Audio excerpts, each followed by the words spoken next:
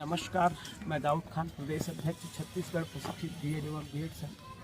जैसा कि आप सबको मालूम है कि कल 19 अक्टूबर को हमारा सीएम हाउस घेराव और चक्का जाम का कार्यक्रम रखा था। कल की कहानी इतनी भयावह है साथियों कि क्या बताऊं कि पुलिस की बर्बरता किसे कहते हैं।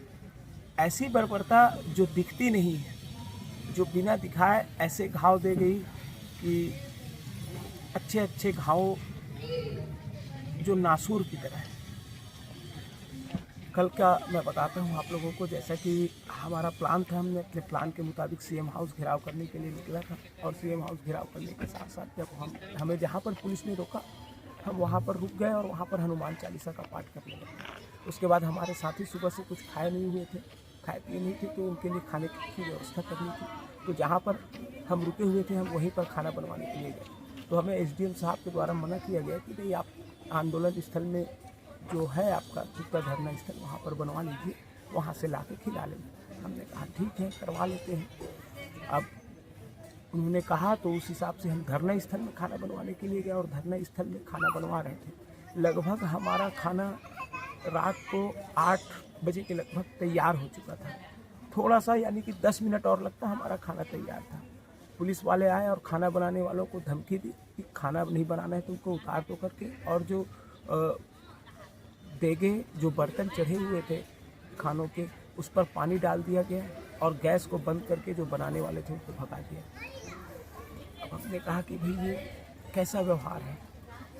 उसके बाद जब मैं वहाँ पहुँचा कि क्यों बनाने नहीं दिया जा रहा है, तो मुझे कहा कि ऐसा ऐसा है करके। तो मैंने कहा भैया हम तो पहले से बात करके पूछ कर हम ये कर रहे थे और आप ही ने कहा था कि यहाँ पर बना सकते हो करके, नहीं तुम्हारा ज़्यादा हो रहा है ये नहीं करके। बोले तो ठीक है भैया, गिरफ्तार कर लो मुझे करके। मैंने कहा तो गिरफ्तार करके ले जा रहे थे, परंतु फिर क्या हुआ तो छोड़ दिया। उसके बाद हमने कहा कि भाई हमारे लोग तो खाना खाए नहीं थे, खाना बनवाना था उनके लिए। तो खाना बनवाने के लिए पूरे गांव में मना कर दिया गया। हम पूरा टूटा गांव घूमे, हमें कहीं पर खाने की व्यवस्था नहीं की गई। इतना भूख का आलम था कि हमारे कई साथी कई घरों में बचा हुआ खाना होगा करके मांग कर खाए। ये स्थिति कल पुलिस प्रशासन ने हमको दिखाया है। उसके बाद दूसरी जगह जाकर लगभग रात को 1 बजे हमने खाना बनाया हमारे साथियों ने मिलकर, और रात को 1 बजे हमारे सभी साथी खाना खाए। उसके बाद फिर सुबह हुई, हम रात भर वहीं सड़क पर ही बैठे रहे और सोए नहीं है, मैं साफ बता रहा हूँ। जैसे ही सुबह हुई, पुलिस ने फिर अपना बर्बरतापूर्ण रवैया शुरू कर दिया और जिस भवन में हम पिछले 1 महीने से रुके हुए हैं, जब से हमने आंदोलन शुरू किया है, उस भवन में हम रुके हुए हैं।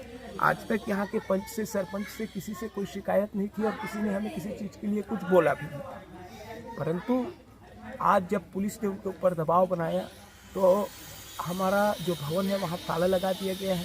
वहाँ हमारे बैग्स वगैरह सब रखाए, हम लोग नहाए नहीं हैं अभी तक। और नहाना तो दूर की बात है भाई, हम लोग 1 मिनट के लिए नहीं सोए हैं। और जो मैम लोग हैं उन लोग के भी बैग वगैरह यहीं रूम में पड़े हुए हैं। तो ऐसी बर्बरता कर रही है हमारे साथ पुलिस। आखिर हमने क्या किया?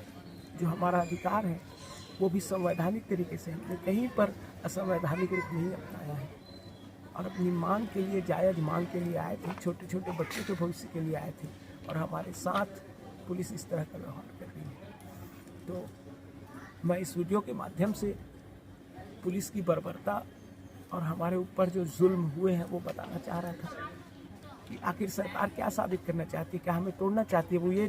वो ये सोच रही है क्या कि इस तरह का व्यवहार करके वो हमारे आंदोलन को ख़त्म कर देगी या हम भविष्य में आंदोलन नहीं कर पाएंगे? हम ये आंदोलन का आगाज़ 33,000 शिक्षक भर्ती शुरू करवाने के लिए किए थे।